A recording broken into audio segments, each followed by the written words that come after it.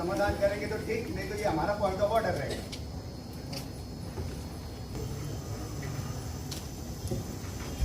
प्रशासनाने स्थायी समितीला अंदाजपत्रक सादर करण्याची मुदत ही फेब्रुवारी अखेरपर्यंत असते।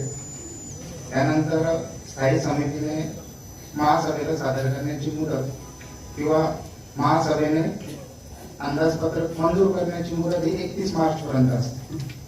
तथापि सद्यस्थितीत स्थायी सभा अस्तित्वात नसल्याने व स्थायी सभेचे अध्यक्ष तथा सदस्य हे सर्व महासभेतच अंतर्भूत असल्याने प्रशासनाने हे बजेट महासभेला सादर केलेले आहे।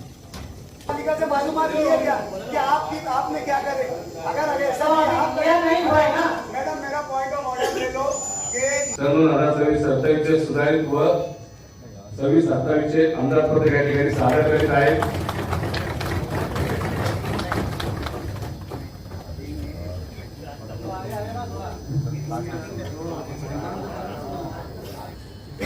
त्या ठिकाणी अंदाजपत्रक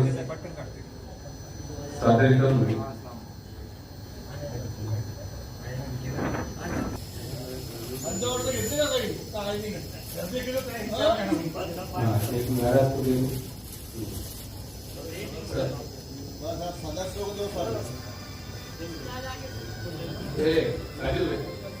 अंदाजपत्रक सादरीकरण झालेले सर्वप्रथम मान्य आहे।